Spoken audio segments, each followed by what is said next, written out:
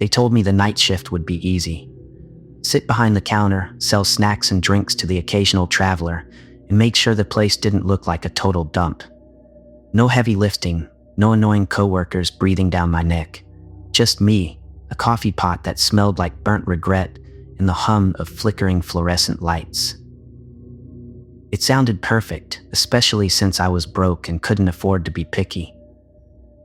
The gas station was miles outside of town, wedged between a stretch of dense woods and an empty highway that didn't seem to go anywhere. It wasn't glamorous, but I figured a quiet night alone was better than dealing with the chaos of a crowded fast food joint. When I arrived, the manager was already there, leaning against his beat-up truck in the parking lot. He looked like someone who hadn't smiled in years, gruff, gray-haired, with a cigarette dangling from his lips. "You're late," he barked, even though it was only 9:58 p.m. Sorry, traffic," I mumbled, even though the road had been empty the entire drive. He didn't reply, just flicked the cigarette onto the pavement and gestured for me to follow him inside. The station looked even worse up close. Dust clung to every surface, and the faint smell of gasoline lingered in the air like a bad memory. "This is it," he said, waving a hand at the cramped space. "Counters over there, supply closets in the back, and there's a cot in the office if you need to crash. Just don't let anyone catch you sleeping on the clock." He rattled off a quick rundown of the job, his voice monotone like he'd done this 100 times before. Most of it was common sense. Keep the shelves stocked, don't let the pumps run out, and make sure the register balances at the end of the shift. Easy enough. Then, just as he was about to leave, he stopped in the doorway and turned back to me. His expression had changed. The scowl was still there, but his eyes, there was something different, something harder. "Oh, and one more thing." He pulled a crumpled sheet of paper from his jacket and handed it to me. "What's this?" I asked, unfolding it.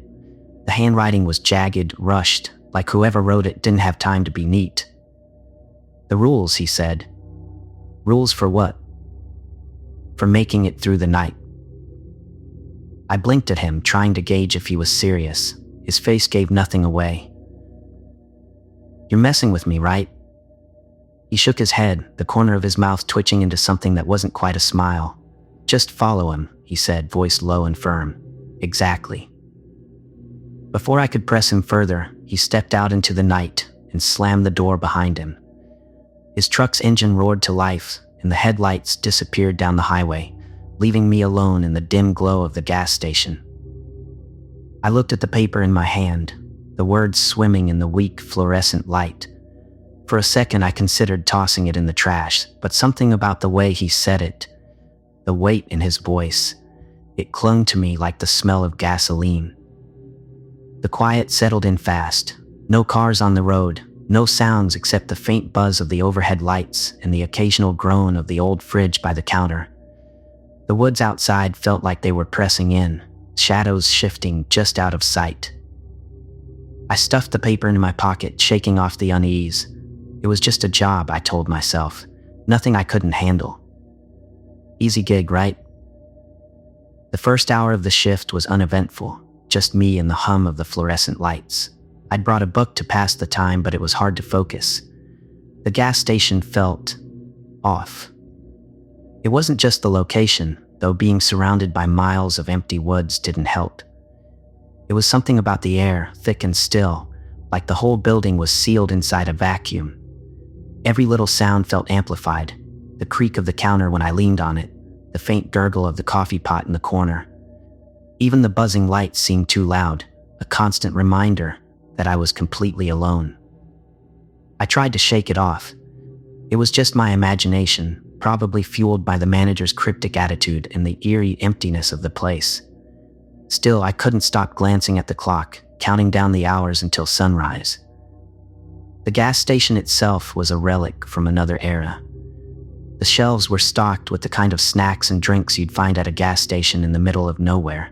Stale chips, off-brand sodas, and candy bars that looked like they'd been sitting there for years. There was a single aisle for essentials, which included everything from motor oil to canned beans, all covered in a fine layer of dust. The register sat on a counter that had seen better days, its surface scratched and worn. Behind it was an ancient rotary phone mounted on the wall, the kind you'd expect to see in a museum. I didn't even know it worked until it rattled suddenly when I brushed past it, the sound echoing unnervingly loud in the empty station. In the corner, an old CRT security monitor displayed a grainy feed of the parking lot and the pumps. Nothing moved on the screen except for the occasional flicker of static. I caught myself staring at it longer than I meant to, half expecting something, anything, to appear. The only real escape was the supply closet in the back, a cramped room stuffed with cleaning supplies and cardboard boxes. Next to it was a small office with a cot pushed against the wall. The manager had mentioned I could use it if I got tired, but I already knew I wouldn't. There was no way I'd be able to sleep in a place like this. I kept busy, wiping down counters and rearranging the shelves, though it didn't take long to run out of things to do. Every now and then, I stepped outside to take a breath of the cold night air. The highway was dead silent, stretching out in both directions like an empty ribbon under the moonlight. The woods loomed on either side, dense and uninviting, their shadows shifting with the faint breeze. The first car didn't show up until nearly midnight. A beat-up sedan pulled into the lot, its headlights cutting through the darkness like twin searchlights. I straightened up behind the counter, relieved to have some sign of life. The driver didn't get out right away. For a moment, the car just sat there, engine idling, headlights casting long shadows across the pavement. I squinted through the glass, trying to make out their face, but the glare from the lights made it impossible. When the door finally opened, a man stepped out. He was tall, his figure silhouetted against the headlights, but something about him didn't sit right with me. He moved slowly, almost deliberately, as he approached the door. The bell above the entrance jingled as he walked in, the sound sharp and jarring in the quiet. He didn't say anything, just nodded in my direction before heading straight for the snacks aisle. I watched him out of the corner of my eye as he grabbed a bag of chips and a soda, his movements oddly stiff, like a puppet being guided by invisible strings. When he came to the counter, he placed his items down without a word. I rang him up quickly, eager for him to leave. "Anything else?" I asked, my voice breaking the silence like a pebble dropped in a still pond. He didn't respond, just stared at me for a long moment before pulling a crumpled $5 bill from his pocket and setting it on the counter. The moment he walked out, the tension in the room lifted, but only slightly. I let out a breath I hadn't realized I was holding and glanced at the clock. Midnight. Only 6 more hours to go. That was when I remembered the paper in my pocket. I pulled it out and smoothed it on the counter. And then the phone rang. The sharp trill of the rotary phone sliced through the silence, startling me so badly that I nearly dropped the paper in my hands. My heart pounded as I stared at the phone, the old receiver trembling slightly on its mount as it rang again. I didn't move at first. Who even uses a phone like that anymore? It looked like it belonged in a black and white movie, not a modern gas station. A third ring came, louder this time, like it was demanding an answer. I reached out cautiously and lifted the receiver to my ear. "Hello," my voice cracked a little. "Kid," it was the manager. His voice was gruff, the same tone he'd used earlier, but there was something else in it now. Urgency. "Yeah," I said, confused. "Listen to me," he interrupted, his words clipped and sharp. "You've got the rules, right?" I glanced at the paper on the counter. "Yeah, I've got them." "Good, follow them, every single one, exactly as they're written, no exceptions." "Okay, but I'm serious, kid." His voice was firm, almost angry. "You don't follow the rules, you won't make it through the night, got it?" I swallowed hard, my mouth suddenly dry. "Got it." There was a brief pause on the other end, and I thought I heard something faint in the background. Static, maybe, or the distant sound of wind. Then he spoke again, quieter this time. "Good luck." The line went dead before I could say anything else. I stared at the receiver for a moment before placing it back on its mount. My hands were trembling, and I clenched them into fists to steady myself. The manager's words echoed in my mind. You don't follow the rules, you won't make it through the night. With a deep breath, I picked up the crumpled paper and smoothed it out on the counter. The fluorescent lights buzzed overhead, casting shadows that seemed to shift with every flicker. The handwriting was messy but legible, the kind of hurried scrawl that comes from writing something under pressure. I read the first line out loud, my voice barely more than a whisper. Rule 1, do not serve the man with no face. I paused, glancing nervously around the empty gas station. The silence pressed in on me, heavier now. I forced myself to keep reading. Rule 2, if you hear whistling, lock yourself in the supply closet and don't come out until it stops. A chill ran down my spine. Whistling? Out here? Rule 3, do not look out the front window between 3 and 3:15 a.m. I glanced at the large window at the front of the store, its glass reflecting the dim light of the interior. The highway outside was still empty, the woods beyond it dark and motionless. Rule 4, if the old rotary phone rings, answer on the first ring and say, I'm listening. I looked at the phone, the receiver now resting silently on its cradle. The thought of it ringing again made my stomach turn. Rule 5, if you see yourself on the security monitor, do not leave the building. I froze. My eyes darted to the security monitor on the wall, the grainy black and white feed showing the pumps and parking lot outside. The screen flickered once, but nothing moved. The rules felt like a bad joke, some kind of hazing ritual for the new guy. But the way the manager had sounded on the phone, the edge in his voice, the urgency, it wasn't something I could ignore. I set the paper down, staring at it for a long moment. This job was supposed to be easy. Just sell snacks, keep the place clean, and watch the clock until morning. But now, with those rules hanging over me, it felt like something entirely different. Something dangerous. The rules sat on the counter like a loaded gun, their weight pressing down on me despite being just words on paper. I folded them carefully and shoved them into my back pocket, as if keeping them close might somehow protect me. The gas station felt different now. The silence wasn't just silence, it was something alive, something watching. The flickering lights above seemed louder, their hum crawling under my skin. I decided to distract myself by restocking the shelves. Grabbing a box of snacks from the supply closet, I walked the aisles, trying to convince myself I was overreacting. This was just another late-night job, I told myself. Nothing to worry about. But as I placed bags of chips on the shelf, I couldn't shake the feeling that the shadows behind me were shifting. Every so often I glanced over my shoulder, only to find nothing there. The first real jolt came when the security monitor flickered. I froze mid-step, a bag of pretzels in my hand, and turned to look at the screen. It was just static, cutting in and out like an old TV struggling to find a signal. Then the feed came back, showing the empty parking lot under the dim glow of the station's lights. I exhaled slowly, my shoulders relaxing, until the screen flickered again. This time, I thought I saw something, a figure, just for a split second, standing near the pumps. But when the feed returned to normal, there was nothing there. Just the same empty lot. My hand tightened around the bag of pretzels, crinkling the plastic. I set it down carefully and walked back to the counter, my eyes darting between the monitor and the front window. The lot outside looked as still and deserted as it had all night. Get it together, I muttered under my breath. But the unease lingered, settling in my chest like a weight. I tried to shake it off, taking slow, deep breaths as I leaned against the counter. That's when I heard it. A sound so faint at first I thought I'd imagined it, like a low, soft whistling carried on the wind. My stomach dropped. I straightened, listening hard. The sound grew louder, more distinct, a haunting melody drifting from somewhere outside. It wasn't coming from the highway or the woods. It was closer, like it was circling the building.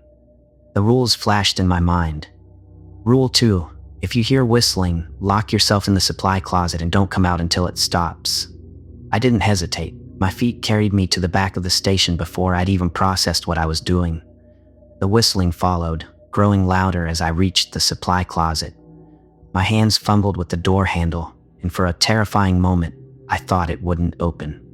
Finally, I shoved the door open, slipped inside, and closed it behind me. The closet was cramped.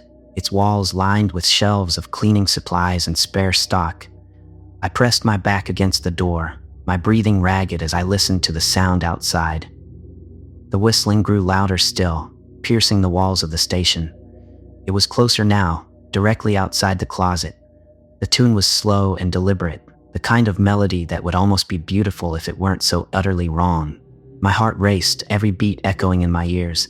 I clenched my fists, trying to stay quiet, trying not to breathe too loudly. Then, just as suddenly as it had started, the whistling stopped. The silence was worse. I waited, counting the seconds in my head, 10, 20, 30. My legs ached from standing still, but I didn't dare move. Finally, I cracked the door open just an inch and peeked out. The station was exactly as I'd left it, empty, silent, undisturbed. I stepped out cautiously, my ears straining for any hint of sound. The whistling was gone, but the air felt heavier now, like something unseen had settled into the building. Back at the counter, I checked the clock, 2:45 a.m., still over 3 hours to go. The rotary phone rattled suddenly on its mount, the sound like a gunshot in the quiet. I froze, my eyes snapping to it as it began to ring. Once, my breath hitched, and without thinking, I lunged for the phone. The rule flashed through my mind: answer on the first ring and say, "I'm listening." My hand trembled as I snatched the receiver and pressed it to my ear. "I'm listening," I blurted, my voice shaky but loud enough to cut through the static on the line. For a moment, there was nothing but the faint hiss of white noise. Then, just barely audible, a voice whispered through the crackling silence. "Good," it rasped, slow and deliberate, as if savoring the word. I gripped the receiver tighter, my knuckles white. "Who is this?" I asked, my voice cracking. The static rose, drowning out the whisper for a second before the voice returned, softer this time. "Don't forget the rules." A chill shot down my spine, the line clicked, and the call ended. I lowered the receiver slowly, staring at it as if it might ring again at any moment. My pulse thundered in my ears, and I realized I was holding my breath. Hanging up the phone, I forced myself to exhale, the tension in my chest easing only slightly. I glanced at the paper sticking out of my pocket, the words etched in my memory now, but still feeling like they carried some weight I didn't yet understand. The air in the gas station felt heavier, the kind of oppressive quiet that made me feel like I wasn't alone anymore. The thought crept into my mind, unbidden. Who was on the other end of that line? But I didn't want the answer, not yet. I slid the paper out of my pocket and unfolded it again, my hands trembling as I smoothed it out on the counter. "All right," I whispered to myself, "let's go through this." I read the first line out loud, my voice barely more than a whisper. Rule 1, do not serve the man with no face. The words felt absurd as they left my lips, but the unease in my gut tightened. I glanced toward the door, half expecting someone or something to walk in. The shadows outside seemed to stretch farther than they had before. Rule 2, if you hear whistling, lock yourself in the supply closet and don't come out until it stops. The memory of that haunting melody flashed through my mind, making my throat tighten. My eyes darted toward the closet door, the only sanctuary in this strange, unspoken game. Rule 3, do not look out the front window between 3 and 3:15 a.m. I glanced at the clock, 2:47 a.m. Not much time until I'd need to start obeying that one. My gaze shifted to the large front window, its glass gleaming under the fluorescent lights. I could see my faint reflection, but beyond it, the highway and woods were nothing but shadows. Rule 4, if the old rotary phone rings, answer on the first ring and say, "I'm listening." The echo of the voice on the phone lingered in my mind, as if it had left an imprint I couldn't shake. Rule 5, if you see yourself on the security monitor, do not leave the building. That rule sent an unexpected chill through me. My eyes darted to the grainy black and white feed of the monitor, scanning for any sign of movement. It showed the pumps, the parking lot, and the highway beyond, completely still. I folded the paper and shoved it back into my pocket, my pulse racing. The manager's voice replayed in my mind, "Follow them, every single one." I didn't know what this job really was anymore, but it was clear that it wasn't just about selling snacks and keeping the place tidy. Something else was happening here, and I had a sinking feeling I was only just beginning to find out what. The clock on the wall ticked loudly, each second dragging on longer than the last. My eyes darted to the monitor again, the grainy black and white feed showing the empty parking lot under the glow of the flickering lights. The faint hum of the station surrounded me, broken only by the occasional creak of the building settling. I was on edge, every nerve in my body tense and waiting for something to happen. The rules replayed in my head, an endless loop of warnings that I couldn't shake. My gaze wandered to the front window, then back to the monitor. And then it happened. The screen flickered once, static dancing across it before the image returned. But something was different. I leaned in, squinting at the screen. At first, I thought it was just another glitch. The camera feed blurred, then sharpened again. That's when I saw it. A figure stood near the gas pumps, motionless. My chest tightened as I leaned closer, my eyes locked on the screen. The figure wasn't just anyone, it was me. The same jacket, the same messy hair, the same uneasy posture I'd caught in the mirror earlier that night. It was me, standing out there in the parking lot, staring directly at the security camera. I froze, my breath catching in my throat. My doppelganger didn't move, didn't blink. It just stood there, head tilted slightly as if it were waiting for something. A cold sweat broke out on my forehead. The monitor flickered again, static cutting across the screen for a fraction of a second, and when the image returned, the figure was closer. Still staring, my stomach churned, and I stumbled back from the counter, nearly tripping over my own feet. My eyes flicked between the monitor and the front window, but the lot outside was empty. Nothing moved in the darkness beyond the glass. But on the screen, the figure was there. The rules screamed in my mind. If you see yourself on the security monitor, do not leave the building. I clung to that rule like a lifeline, planting myself firmly in place even as every instinct screamed at me to run. The figure on the screen tilted its head further, almost unnaturally so, like it was studying me. I couldn't look away. My breathing was shallow, my chest tight as I watched myself on the screen, frozen by something I didn't understand. The monitor flickered again. This time, static filled the screen for several seconds before the feed returned. The figure was gone. I let out a shaky breath, stepping cautiously back toward the counter. My eyes darted to the front window again, but the lot was still empty. The woods beyond were silent, their shadows long and still under the dim glow of the station's lights. The monitor buzzed faintly, the grainy image now showing nothing but the pumps and empty asphalt. I stood there for what felt like an eternity, waiting for something to change, for the figure to reappear. But the screen stayed empty. I swallowed hard and glanced at the clock, 2:58 a.m. 2 minutes until the next rule kicked in. The clock struck 3 a.m., and the gas station seemed to hold its breath. The air turned colder, heavy with an unnatural stillness that pressed down on my chest. My gaze flicked nervously to the paper in my pocket, the rules etched into my memory. Rule 3, do not look out the front window between 3 and 3:15 a.m. The bell above the entrance jingled, its sharp sound cutting through the silence. From the corner of my eye, I saw him, tall, thin, moving unnaturally slowly as he entered. He was dressed in a faded gray suit that hung loosely on his gaunt frame, but it wasn't the suit that made my stomach drop. It was the absence of a face. I couldn't look directly at him, couldn't let my gaze wander to the window where he stood. All I had was my peripheral vision, which of course made it worse. The smooth, featureless blankness where his face should have been was just a blur, but the wrongness of it sent a chill crawling up my spine. He moved toward the shelves, his gait slow and deliberate, as though he had all the time in the world. My chest tightened, and I gripped the counter, forcing myself to focus on the scratched laminate surface.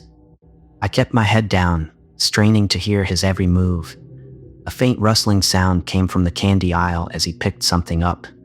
I bit my lip, fighting the instinct to glance at the security monitor or the reflection in the glass. Moments later, he stepped closer. I could see the blur of his suit in the edge of my vision as he placed something on the counter, a candy bar. Then slowly, he reached into his pocket and pulled out a crumpled $5 bill, setting it next to the candy bar with a soft, deliberate motion. My heart hammered in my chest as I stood perfectly still, gripping the counter so tightly that my nails dug into the laminate. The rule repeated in my head, do not serve the man with no face. I gripped the counter tightly, my knuckles white. I'm just not going to acknowledge him, I told myself, my breath shaky. Don't look at him, don't react, and pray he just goes away. He lingered there for what felt like an eternity, and I could feel his presence like a cold weight pressing against me. Finally, he straightened, turned, and walked toward the door. The bell jingled one last time as he left. I exhaled shakily, releasing the breath I hadn't realized I'd been holding. The candy bar and the crumpled bill sat untouched on the counter, a quiet reminder of what had just happened. The seconds dragged by like hours. I didn't dare move, didn't even think about checking the clock. I didn't want to know how much time had passed. But curiosity got the better of me. I glanced at the clock hanging on the wall, 3:10 a.m. My heart sank. Against every ounce of better judgment, my gaze drifted toward the front window. I told myself I wouldn't look directly, just enough to catch the edge of the parking lot in my peripheral vision. But my control slipped. My eyes darted up, just for a fraction of a second. And I saw them. The faceless man stood beneath the flickering streetlight at the edge of the lot. Surrounding him, in a perfect circle, were more of them. Identical figures, all dressed in the same gray suits, all utterly featureless. The sight was paralyzing. The flickering light above them buzzed, casting their shadows across the pavement in long, jagged streaks that seemed alive. Then they moved. In unison, their heads turned toward me, as if they had seen me looking. My breath caught in my throat, and my stomach turned to ice. Even though they had no eyes, I knew they could see me. I stumbled back from the window, my pulse pounding in my ears. The rules, I'd broken one of the rules. My mind raced, clawing for a solution, but I couldn't think straight. That's when I heard it. The murmuring. It started softly, low and rhythmic, like someone muttering under their breath. The sound wasn't coming from outside, it was inside the station. I spun around, my heart pounding so hard I could hear it in my ears. The murmuring wasn't far. It echoed faintly through the aisles, the cadence unsettlingly familiar. "Hello," I called out, my voice barely steady.